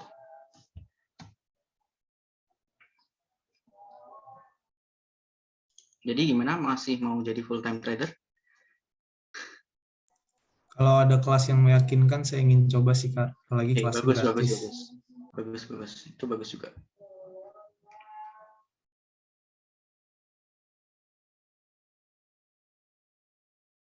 Oke, terima kasih Kevin, terima kasih Yohanes. Ada lagi yang mau tanya? Silakan. 13 tambah yang 5 ya 49. Oke. Kayak belum ada lagi nih Yohanes. Jadi kemarin itu sebenarnya teman-teman itu di form pendaftaran udah ajuin pertanyaan gitu loh. Jadi mungkin aku bacain beberapa dari situ kali ya, Yo. Jadi ini kali, karena tadi ada tentang PT GoTo ya, PT GoTo, jadi ada pertanyaan gini. Apakah disarankan membeli saham yang baru IPO? Karena dilihat dari IPO PT GoTo kemarin, setelah mekanisme seperti green shoe dan lock-up yang dilakukan oleh PT GoTo selesai, nilai saham tersebut mengalami penurunan yang cukup banyak. Begitu. Gimana nih Yohanes kira-kira? Oke, berarti lumayan mengikuti ini ya, GoTo ya, karena tahu ada green issue-nya. Nah, itu strategi juga kalau misalnya beli saham IPO itu nanti ada analisisnya juga. Kita caranya baca prospektusnya. Jadi kalau ada saham IPO ya, misalnya aku izin share screen lagi. Ya, boleh. Ada saham IPO itu kita bisa lihat di Ajaib ya. Ajaib itu sangat user friendly. Jadi aku sangat sarankan teman-teman pakai. Kalau mau belajar pakainya Ajaib. Kenapa share screen-nya ke sini ya? Bentar, sorry. Nah, ini. Nah, teman-teman bisa lihat di sini saham, terus lihat kalender. Ini ada kalender siapa yang mau IPO, siapa yang mau bagi dividen, siapa yang mau RUPS. RUPS itu rapat umum pemegang saham. Kalau kita punya sahamnya, kita bisa diundang tuh, dapat undangan lewat email. Terus ini penawaran IPO di sini. Lihat, pelajari panduannya. Kalau kita klik nih di ASA misalnya ASHA, ini kan mau IPO. Kita klik aja, terus nanti ada dokumennya yang disematkan oleh si Ajaib ini. Kita bisa baca kegunaan IPO-nya itu untuk apa. Ya, kalau misalnya dia kegunaannya itu untuk ekspansi, itu bagus ya. Tapi kalau kegunaannya untuk membayar utang, nah itu kembali lagi. Berarti itu pembayaran yang konsumtif ya. Nah itu bisa dianggap sebagai lampu merah. Nah hati-hati nih buat beli saham IPO ini. Jadi lihat dulu tujuan dari mereka IPO ini apa. Terus lihat juga di situ nanti ada book value-nya. Jadi harga perusahaan itu, aset perusahaan itu nanti dibandingkan sama harga IPO-nya. Apakah lebih murah atau lebih mahal? Kalau lebih mahal, lebih baik jangan dibeli. Apalagi udah lebih mahal, dia buat bayar utang gitu kan. Nah itu kemungkinan akan turun. Lihat juga market capital-nya. Biasanya market capital yang kecil itu gampang digoreng. Misalnya ada market capital 1 triliun sama market capitalnya GoTo ya. Kita lihat market cap-nya GoTo di sini ya. Nih market cap-nya 360 triliun, ya kan? Nah, jarang ada orang yang punya satu orang punya 360 triliun. Makanya dia susah untuk digoreng, ya kan? Kalau green shoe-nya itu kan dia untuk mencapai harga ini kan, harga awalnya gitu. Maksudnya dia harga IPO-nya itu mungkin dirasa terlalu mahal, dia restart dulu, makanya dia turun gitu kan. Makanya kemarin yang belum close ya, nah itu ditunggu aja, mungkin nanti akan naik lagi gitu. Itu masalah kalau saham IPO. Jadi kalau beli saham IPO, lihat dulu tujuannya. Ya, tadi ada tujuannya, ada market cap-nya, kemudian ada harganya, dan tentunya ini dia afiliasinya tuh kemana aja. Misalnya GoTo ini kan, GoTo itu kan banyak, ada Gojek, Tokopedia, ada dia kerjasama sama Arto juga, Bang Jago itu ya yang tadi dimention sama Vincent. Nah itu kan bagus-bagus tuh. Nah itu dia. Berarti kita harus double check, triple check. Nah itu nggak harus dibeli juga. Maksudnya nggak semua saham IPO layak untuk dibeli. Itu. Oke. Thank you Yohanes buat penjelasannya. Mungkin dari yang lain ada yang mau nanya, mau on mic atau chat di kolom chat.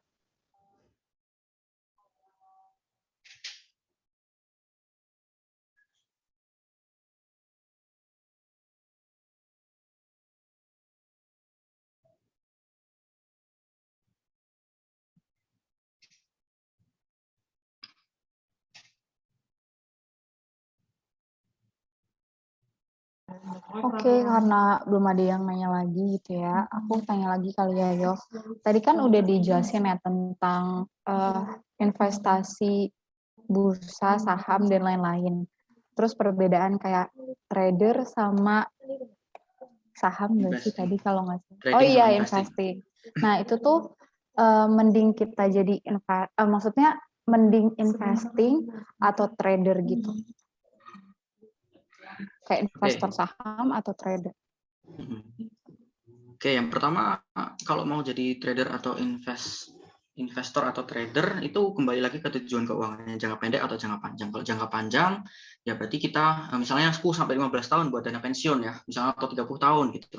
Nah, kita cocoknya itu di investing ya. Karena dan kita harus lakukan namanya fundamental analysis. Jadi kita pelajari profitabilitas perusahaannya, liabilitas perusahaannya, ada utang atau enggak, apakah per tahun dia itu keuntungannya naik atau turun, terus track record-nya seperti apa. Nah, itu namanya fundamental. Secara fundamental kita analisis benar-benar di dalam perusahaannya itu seperti apa. Apakah harganya sekarang masih murah dibandingkan dengan book value-nya? Nah, itu nanti kita bisa lakukan investing untuk jangka panjang. Karena kalau kita lihat di saham yang jangka panjang, saham itu kan lumayan volatile ya, naik turunnya lumayan drastis tuh ya. Tapi kalau kita lihat secara scale waktunya itu sangat-sangat panjang, dia cenderung akan naik terus ya. Apalagi kalau dengan fundamental yang bagus. Itu. Tapi kalau kita mau coba-coba trading jangka pendek juga boleh juga, karena kita belum tahu mana yang cocok untuk kita sebelum kita nyemplung gitu ya, nyemplung ke instrumen investasi tersebut gitu. Kita nggak bisa bayang-bayang kayak aku cocok trader ya, kayaknya aku cocok membuat investing deh. Nah itu belum bisa kita tentukan sebelum kita langsung nyebur ke situ. Nggak apa-apa kita coba dikit-dikit dulu. Yang penting kita tahu gimana mekanismenya, gimana cara analisisnya. Aku sebenarnya udah bisa belum sih buat analisis saham tertentu atau analisis kebutuhan keuanganku sendiri gitu. Jadi disesuaikan kembali lagi ya. Keuangan sangat disesuaikan sama tujuannya. Investasi, jangan lupa kita punya sesuatu yang tidak dimiliki oleh kebanyakan orang, yaitu waktu ya.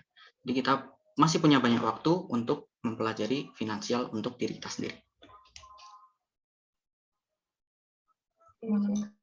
Oke, thank you Yohanes. Berarti kayak coba-coba dulu aja nggak sih? Karena kalau takut coba juga kita nggak tahu apa-apa nanti akhirnya. Oke, kalau gitu kayaknya kita boleh nih satu pertanyaan terakhir karena waktunya juga udah mau menjelang akhir. Mungkin buat teman-teman yang masih mau tanya atau diskusi, boleh raise hand, boleh ketik di kolom chat juga. Silakan. Oh iya, Fania boleh Fania on cam kalau bisa dan on mic. Silakan.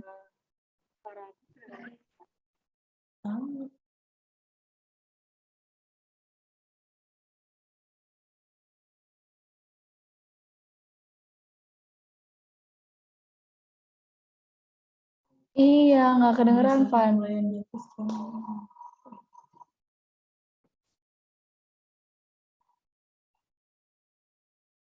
Ya, kok jadi? Ketik aja nanti aku bacain.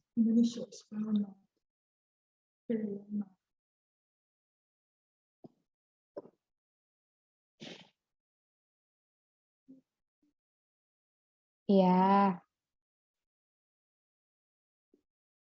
Oh, oke. Jadi kayak kalau kita misalnya mahasiswa terus baru nyoba investasi, gimana sih caranya Yohanes biar sabar? Jadi nggak gegabah tapi malah ujung-ujungnya dapet masalah. Gitu.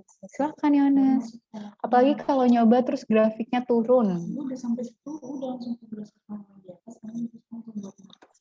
Oke, caranya sabar ya. Caranya sabar tuh ya gimana ya? Dengan terus mencoba ya. Dengan terus mencoba terus kita merasa kembali lagi ke profil resiko tadi ya. Jadi kita tahu profil resiko kita tuh setelah coba. Jadi kalau kita nyoba terus habis itu turun dan kita nggak kuat, berarti itu profil resikonya konservatif. Jadi kita jangan cari instrumen investasi yang resikonya tinggi. Ya, tapi konsekuensinya juga returnnya juga tidak terlalu tinggi. Nah, kalau caranya sabar sih ini ya, kita harus analisis kembali. Sabar kuncinya adalah percaya ya. Jadi ketika kita nggak dapat kepastian, kita harus sabar dan percaya. Gitu ya, kita harus percaya bahwa percaya sama analisis kita sendiri tentunya. Berdasarkan track record kita, lama-lama kita akan nanti belajar buat sabar untuk menunggu. Gimana sih? Jadi sabar untuk menunggu waktu yang tepat untuk bisa menuai hasil dari investasi kita. Caranya gimana ya? Dengan cara terus mencoba. Jadi kita tahu template-nya ya. Kayak misalnya saham ya. Kita analisis grafik nih, misalnya trading. Oh, kalau grafiknya gini, itu ada pola-polanya kalau teman-teman bisa pelajari ya, pola-pola dari grafiknya untuk menandakan bahwa grafiknya ini habis ini naik atau turun gitu. Apalagi kalau kita udah belajar nanti soal investasi sangat-sangat panjang ke saham atau kita jadi investor. Itu ada yang namanya dollar cost averaging. Jadi grafik tangan auto naik sip.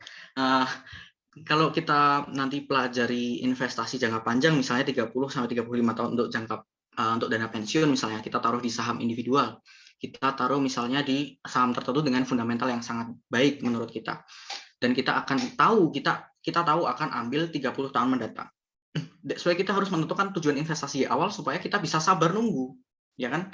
Oh, tujuan investasinya untuk dana pensiun, terus baru seminggu merah, terus habis itu kita nggak sabar cut loss. Nah, itu kita berarti tidak kekeh dengan tujuan keuangan kita. Karena kalau misalnya untuk dana pensiun berarti kita akan ambil 30 tahun mendatang.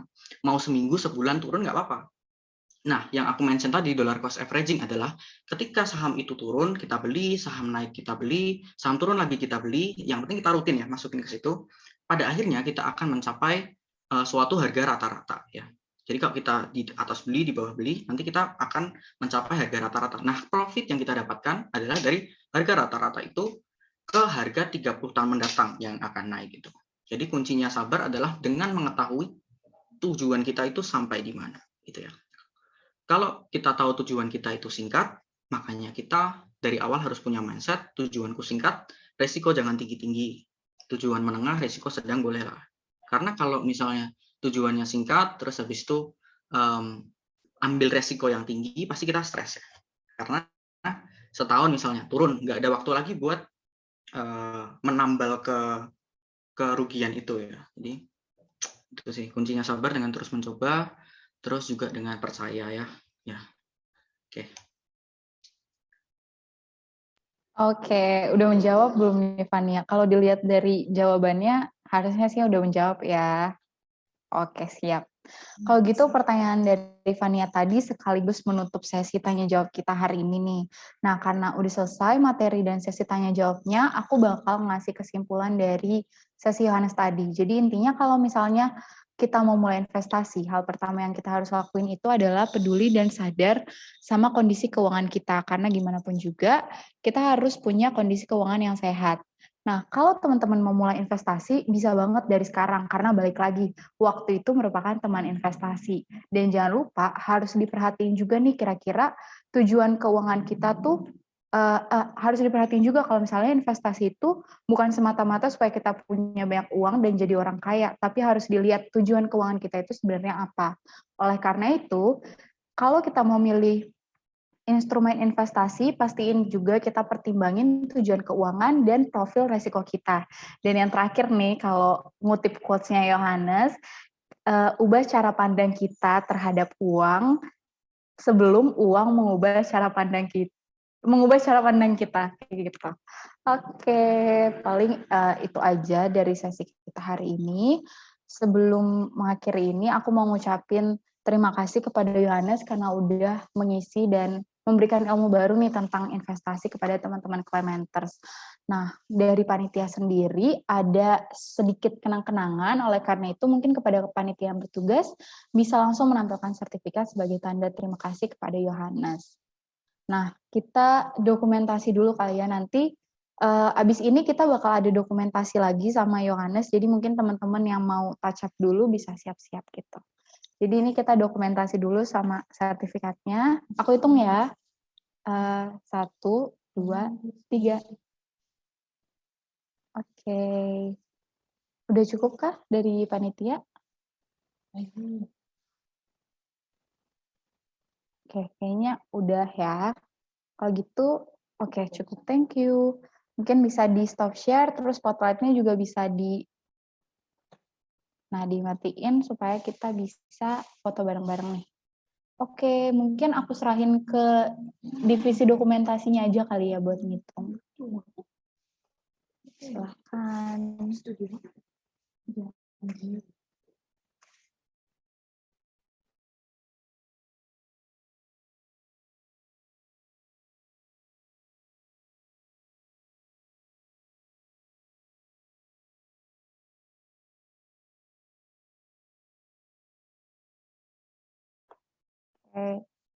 Oke, aman.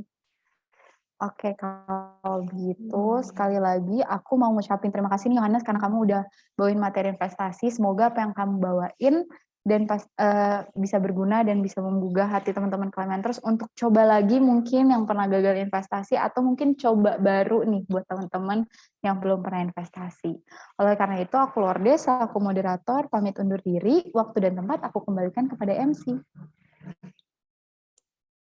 Baik, terima kasih kepada Kak Lauda selaku moderator dan juga Kak Yohanes selaku pembicara. Nah, berhubungan dengan investasi nih teman-teman. Seperti yang kita tahu, investasi itu bisa dilakukan dengan uang dalam jumlah kecil sekalipun. Oleh karena itu, kita sekarang akan bermain games, di mana pemenang dari games kita di hari ini akan mendapatkan hadiah berupa uang tunai yang bisa digunakan untuk memulai investasi. Oke, nggak perlu ragu dan takut nih teman-teman kalau nggak kebagian hadiah, karena games kita di hari ini ada dua, yaitu games tebak gambar dan juga teka-teki silang. Oke, nggak perlu lama-lama lagi, kita akan mulai dengan games yang pertama, yaitu games tebak gambar. Untuk teknisannya sendiri, nanti dari panitia akan menyediakan gambar yang akan ditampilkan pada layar, kemudian para peserta dapat menjawab pada kolom chat dengan menggunakan format nama underscore jawaban. Oke, udah pada ngerti kan ya teman-teman terkait dengan teknisannya? Kalau gitu langsung aja kita mulai ke soal yang pertama. Oke, soal pertama udah muncul nih teman-teman. Gimana kira-kira dari teman-teman setelah melihat layar ini kalian kepikiran apa ya? Itu ijo-ijo kayak lapangan futsal. Apakah ini lapangan futsal teman-teman? Waduh, ini ternyata ada dari Kak Aji. Kak Aji mau menjawab. Mungkin aku bisa berbincang terlebih dahulu dengan Kak Aji. Halo Kak Aji. Halo, halo. Halo Kak Aji. Nah, gimana nih Kak Aji? Dari Kak Aji sendiri, kira-kira setelah lihat soal pertama ini jawab apa ya Kak Aji? Ini nyoba dulu ya. Kayaknya kuda laut kayaknya. Oke, kuda laut. Kita simpan ya teman-teman jawaban dari Kak Aji, kuda laut. Oke, langsung aja nggak perlu lama-lama. Kita lihat dalam 3, 2, 1. Oke, ternyata jawabannya ini dino laut ya teman-teman. Perpaduan antara dinosaurus dengan kuda laut. Ini benar sih bawahnya kuda laut, tapi kayaknya atasannya itu T-Rex ya teman-teman. Oke, buat Kak Aji nggak perlu bersedih hati, jawabannya tadi udah member-member benar. Mungkin kita bisa next ke soal berikutnya. Kita lihat siapa nih dari teman-teman yang bisa menebak dengan benar. Oke, soal yang kedua udah keluar. Kira-kira dari teman-teman apa nih ya? Warnanya coklat-coklat terus kayak ada belendungannya nih. Kira-kira apa nih? Oke, dari Kevin mau menjawab. Halo Kevin. Halo, menurut saya ini seharusnya jawabannya siput. Kalau bukan siput, saya nggak tahu lagi. Terima kasih. Baik, terima kasih Kevin. Dari Kevin jawab siput. Oke, kita kunci jawaban dari Kevin. Mungkin bisa aja langsung kita buka jawabannya dalam 3, 2, 1. Oke, ternyata jawabannya uput ini Kevin, ular siput. Ini Kevin terlihat sangat-sangat depresi sekali ya melihat gambarnya. Wah, nggak apa-apa Kevin, kita bisa lanjut ke soal berikutnya. Siapa tahu Kevin bisa jadi pemenang di hari ini nih. Oke, next kita soal berikutnya. Oke, kalau dari ini apa nih kira-kira? Waduh, ternyata udah ada yang bisa jawab nih dari Brian. Halo Brian. Halo. Nah, gimana nih dari Brian? Kira-kira Brian jawab apa ya setelah lihat soal ketiga ini? Ini itu kucing. Kucing, oke. Iya, kucing ya. Aku baru tahu juga kalau kucing tuh kayak gini modelannya. Tapi nggak apa-apa, siapa tahu jawaban dari Brian ini benar. Oke, langsung aja kita ke slide berikutnya. Kita buka jawabannya dalam 3, 2, 1. Oke, ternyata nggak ada kucingnya sama sekali ya, Brian. Ini lebih ke arah buayam ya, buaya ayam ya. Nggak apa-apa sih buaya ayam daripada buaya darat ya, teman-teman. Oke, kita lanjut ke soal berikutnya. Oke, ini kayaknya lebih gampang sih teman-teman buat ditebak dari soal-soal sebelumnya. Kira-kira dari teman-teman kepikiran apa ya setelah melihat ini? Biasanya kita sering melihat ini di supermarket sih teman-teman. Kira-kira jawabannya apa ya? Udah ada yang kepikiran belum nih teman-teman?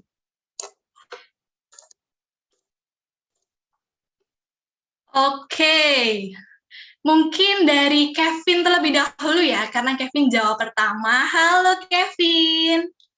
Kalau lagi Nah, ini kira-kira gimana nih? Kevin ini belum menyerah untuk menjawab. Kira-kira dari Kevin nih apa jawabannya ya, Kevin? ya kalau menurut saya dari kulitnya pisang. Kalau buahnya mungkin bisa jadi terong, durian, semangka, timun. Kalau sampai salah saya nggak tahu lagi. Terima kasih. Oke, dari luarnya pisang tapi dalamnya bisa macam-macam ya. Kita tebak nih apa jawabannya dari Kevin ini benar atau enggak. Mungkin bisa aja langsung kita ke next berikutnya. Kita lihat apakah jawaban dari Kevin ini benar dalam 3, 2, 1. Nah, ternyata isiannya itu lumba-lumba, Kevin. Bukan durian, bukan terong, bukan apa lagi tadi itu yang disebutin sama Kevin. Tapi nggak apa-apa, Kevin. Jangan berkecil hati. Siapa lagi? Kalau mungkin besok kamu ke supermarket, bisa lihat nih. Ada lumba-lumba di dalam pisang. Oke, kita next ke soal berikutnya.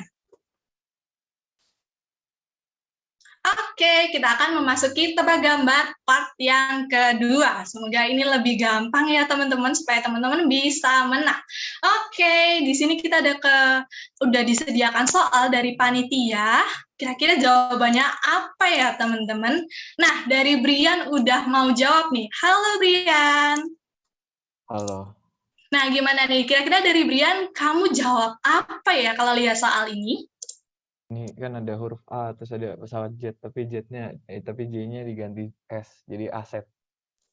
Oke, dari Brian jawab aset. Kita kunci jawaban dari Brian, aset. Bisa kita next ke slide berikutnya. Kita buka bersama-sama dalam 3, 2, 1. Oke, ternyata jawaban dari Brian ini benar, teman-teman. Jawabannya adalah aset. Selamat kepada Brian, kamu menyimpan 1 poin di games kita hari ini. Oke, kita next ke soal berikutnya. Nah, ini soal sama kayak sebelumnya nih, teman-teman. Ada D, ada apa dan apa nih. Nah, kira-kira dari teman-teman bisa nebak nggak ya? Ini jawabannya apa? Ini nggak terlalu susah sih. Boleh dong, Brian. Boleh jawab lagi dong pakai format. Nah, sip. Oke, Brian. Langsung aja, Brian. Jawabannya apa ya kira-kira, Brian? Ini defisit. Defisit. Kenapa bisa defisit ini, Brian? Ini kan ada huruf D sama E, jadi bacanya D. Terus ada ikan. Bahasa Inggris ikan kan fish. Terus ini ada orang main sweet, U-nya dicoret, jadi kan sit. Jadi defisit. Enggak gitu, defisit.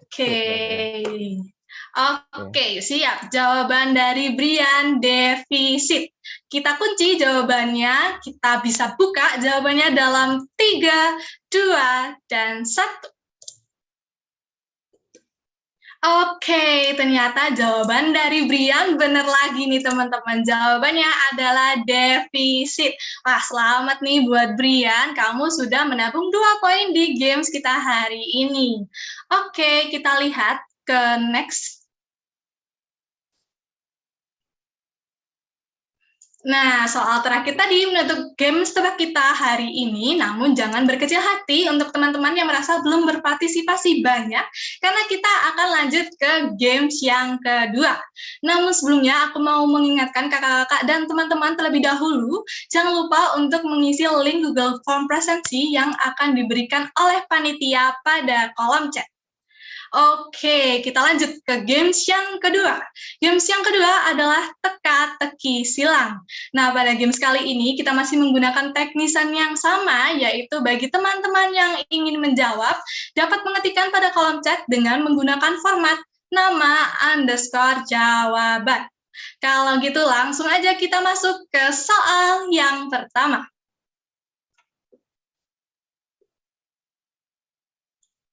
Oke, di soal yang pertama, pertanyaannya adalah suatu kegiatan menanamkan modal dengan harapan di masa mendatang pemilik modal mendapatkan keuntungan dari kegiatan tersebut.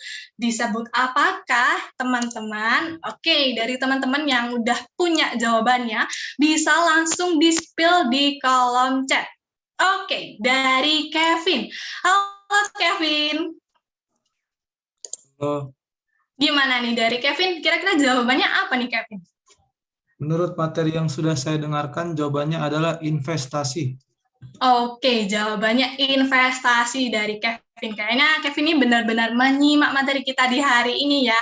Oke, semoga keberuntungan berpihak padamu ya Kevin. Kita langsung aja buka jawabannya dalam 3, 2, dan 1. Oke, waduh terlihat sekali ini semangatnya Kevin, benar-benar membara. Jawabannya dari Kevin ini benar. Puji Tuhan ya Kevin, jawabannya benar. Oke, jangan mau kalah nih teman-teman yang lain. Kita akan melihat adu sengit antara Kevin dengan Brian. Siapakah yang akan menjadi pemenang di hari ini? Oke, kita lanjut ke slide berikutnya. Soal yang kedua, salah satu cara mengatur keuangan dengan menyimpan uang, identik disebut dengan prinsip hidup hemat. Nah, pada soal yang kedua ini udah ada hint-nya nih teman-teman, di bagian tengah ada huruf N-nya. Kira-kira jawabannya apa nih teman-teman? Kita lihat, adakah yang bisa menjawab dengan benar? Di nomor 2 ini ada 1, 2, 3, 4, 5, 6, 7, 8 kotak. Ada 8 kotak yang bisa diisi dengan huruf N di bagian tengahnya. Oke, gimana nih teman-teman? Apakah cukup sulit pertanyaannya? Bisakah dari teman-teman menjawab? Oke, dari Kevin lagi. Ini Kevin dan Brian ini mulai sengit ini. Kita lihat jawaban dari Kevin. Halo Kevin. Halo lagi MC. Nah, kira-kira apa nih jawabannya, Kevin? Salah satu cara untuk mengatur keuangan adalah dengan menabung. Oke, menabung. Dari Kevin jawab menabung. Kita kunci jawabannya.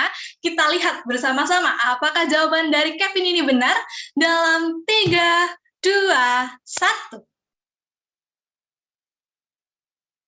Oke, ternyata benar lagi jawaban dari Kevin, menabung. Waduh, ini Kevin ini sayembara ya, kayak udah, lihat nih teman-teman. Benar-benar sangat semangat dan sangat senang kalau jawabannya benar. Oke, jangan mau kalah antara Kevin dengan Brian. Kita lihat siapa yang bisa bawa pulang uang hari ini. Oke, kita next ke soal berikutnya. Untuk soal yang ketiga, salah satu sumber pemasukan merupakan kegiatan menambah nilai barang atau jasa dengan tujuan untuk memperoleh keuntungan. Oke, dari teman-teman, gimana nih untuk soal nomor 3? Oke, langsung Kevin ini cepet banget, Kevin. Aku belum selesai nge-MC, ini Kevin udah mulai jawab aja. Oke, halo Kevin. Halo lagi. Gimana? Jawabannya apa nih, Kevin? Dari materi yang sudah saya dengarkan lagi, salah satu sumber pemasukan dengan kegiatan itu adalah dengan bisnis. Oke, bisnis. Mari kita lihat apakah jawabannya Kevin ini benar atau salah dalam 3, 2, 1. Oke, ternyata jawabannya Kevin ini benar lagi nih teman-teman, bisnis. Oke, waduh Kevin kayaknya gimana ya, ini kamu udah nyimpen jawaban dari panitia apa gimana ya Kevin, kok benar semua? Tapi mungkin kita bisa lihat lagi ya 2 soal berikutnya, ini belum ketebak apakah Kevin yang akan jadi pemenang kita di hari ini. Oke, kita lanjut ke soal yang keempat. Soal yang keempat, investasi dalam bentuk barang, cycle investment dengan risiko yang rendah atau low risk. Oke, jawabannya apa nih teman-teman? Ini cuma tersedia 4 kotak mendatar. Dari teman-teman, adakah yang bisa menjawab atau menebak kira-kira jawabannya apa ya? Kalau misalnya teman-teman udah punya jawaban, bisa langsung di-spill di kolom chat. Kita buka bersama-sama apakah jawaban dari teman-teman salah atau benar. Gimana nih teman-teman? Adakah yang bisa menjawab? Kayaknya cukup sulit ya teman-teman pertanyaannya. Ini bisa kita lihat dari Kevin dan Brian sedang berpikir keras. Oke, Kevin lagi nih. Kevin nih kayaknya nggak mau menyerah nih teman-teman. Oke, Kevin, gimana nih Kevin? Jawabannya apa ya Kevin?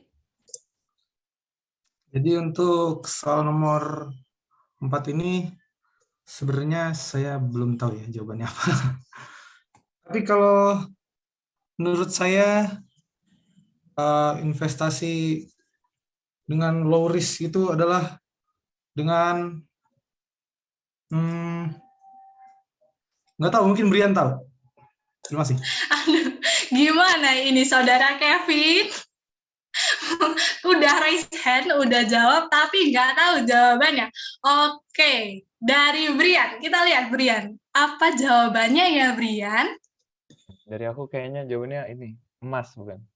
Emas. Oke, dari Brian jawabannya emas. Kita lihat apakah jawaban dari Brian ini benar atau salah. Kita buka dalam 3, 2, 1. Oke, jawabannya benar emas. Waduh, selamat ya Brian, kamu berhasil menambah 1 poin untuk membalap Kevin. Oke, kita akan buka soal yang terakhir. Ini adalah menjadi soal penentuan siapakah yang akan jadi pemenangnya. Oke, kita next. Dapat digolongkan sebagai investasi jangka panjang maupun jangka pendek. Dapat diartikan sebagai surat bukti kepemilikan nilai sebuah perusahaan, pemegangnya dapat menghadiri RUPS. Waduh, cepet banget nih teman-teman ya. Aku belum selesai bacain soal, udah ada yang jawab aja. Oke, langsung aja dari Kak Aji. Halo Kak Aji. Halo. Gimana Kak Aji? Kira-kira jawabannya apa ya Kak Aji? Kayaknya sih kalau dilihat dari kotaknya sama soalnya kayaknya jawabannya saham sih. Oke, jawabannya adalah saham. Kita kunci jawaban dari Kak Aji, jawabannya adalah saham. Kita buka bersama-sama. Apakah jawabannya benar? Dalam 3, 2, dan 1. Oke, selamat kepada Kak Aji. Jawaban dari Kak Aji benar, yaitu saham. Waduh, keren banget ya peserta kita hari ini. Persaingannya sangat sengit. Tapi teman-teman, soal terakhir tadi menutup sesi games kita di hari ini. Dan seperti yang udah aku bilang di awal, melalui kedua games kita di hari ini akan diambil pemenang yang berhak untuk mendapatkan hadiah. Dan selama games tadi, panitia sudah mencatat poin-poin dari peserta yang berhasil menjawab dengan benar, dan mereka juga sudah mendapatkan pemenang dari games untuk mendapatkan hadiah.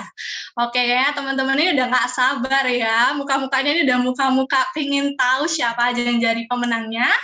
Langsung aja aku umumkan, selamat kepada selamat kepada Kevin, Rico, Brian, dan juga Kak Aji sebagai pemenang games kita di hari ini. Untuk ketiga pemenang kita di hari ini bisa menghubungi panitia untuk klaim hadiahnya ya. Oke, aku mungkin mau berbincang-bincang terlebih dahulu sama salah satu pemenang kita di hari ini. Aku mau berbincang-bincang dengan Kevin aja nih. Kevin ini kayaknya hari ini menang banyak ya, kamu bener semua nih jawabannya. Kira-kira gimana nih, Kevin, menurut kamu soal kita di hari ini tuh gampang, sedang, atau sulit ya, Kevin? Soal ini pastinya tergolong gampang untuk teman-teman yang memperhatikan materinya, tetapi pasti akan tergolong sulit bila teman-teman tidak memperhatikan materinya. Maka dari itu kalau ada Zoom-Zoom seperti ini, penting untuk memperhatikan materinya. Oke. Siap, Kevin. Ini Kevin bukan hanya menjawab pertanyaan, tapi juga memberikan hikmah untuk kita semua. Baik, terima kasih untuk Kevin, dan untuk teman-teman yang menang, jangan lupa uangnya digunakan untuk investasi. Oke, teman-teman. Nah, aku di sini nggak cuma mau mengumumkan pemenang games kita di hari ini, tapi aku juga mau mengumumkan pemenang door prize dari acara kita. Nah, bagi Clementers yang sebelumnya sudah mengisi link pendaftaran sebelum mengikuti acara hari ini, dan tentunya telah mengikuti acara dari awal hingga akhir dengan baik, nama-namanya telah disimpan oleh panitia dan akan diundi. Oke, langsung aja, nggak perlu lama-lama lagi, kita spin bersama-sama dalam 3, 2, 1.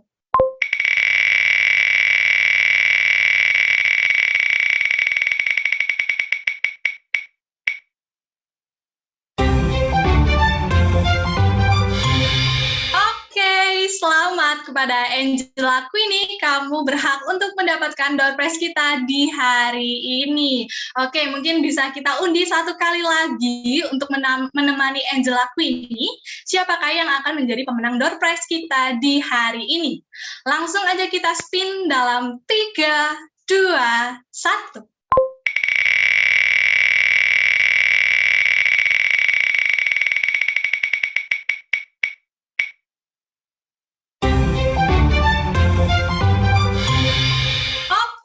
Selamat juga kepada Mario Valentino, kamu berhak untuk mendapatkan door prize kita di hari ini.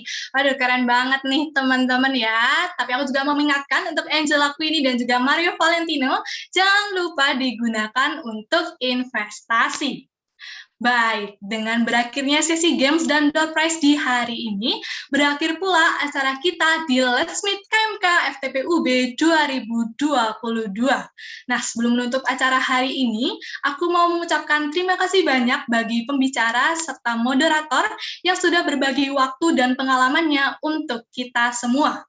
Aku juga mewakili panitia berterima kasih banyak kepada kakak-kakak dan teman-teman semua yang telah bersedia untuk berpartisipasi dalam acara Let's Meet KMK FTPUB 2022. Harapannya dengan acara hari ini, Climenters yang masih ragu berinvestasi jadi semakin yakin, dan untuk teman-teman yang sudah memulai investasi bisa mendapatkan ilmu yang baru mengenai investasi di hari ini. Baik, karena kita tadi awali dengan doa, mari kita tutup acara hari ini dengan doa pula. Kepada Brian, waktu dan layar kami persilahkan. Iya, halo semuanya. Jadi untuk mengakhiri acara pada sore hari ini, marilah kita berdoa. Dalam nama Bapa dan Putra dan Roh Kudus, amin. Selamat sore Allah Bapa yang Maha Baik. Pada sore hari ini kami telah berkumpul dan telah belajar bersama melalui Zoom meeting ini. Terima kasih atas penyertaan dan berkat-Mu sehingga kami dapat mengikuti Zoom meeting ini hingga selesai. Allah Bapa yang murah hati, semoga pembelajaran dan ilmu yang telah kami dapatkan mampu kami terapkan dalam kehidupan kami dan mampu berguna bagi kami semua untuk kedepannya. Demi Kristus Tuhan dan pengantara kami. Amin. Dalam nama Bapa dan Putra dan Kudus. Amin. Baik, terima kasih kepada Brian. Sekali lagi aku mengucapkan terima kasih kepada teman-teman semua yang telah mengikuti acara di hari ini. Aku Tea pamit undur diri. Stay safe and stay healthy. See you. Bye-bye semuanya.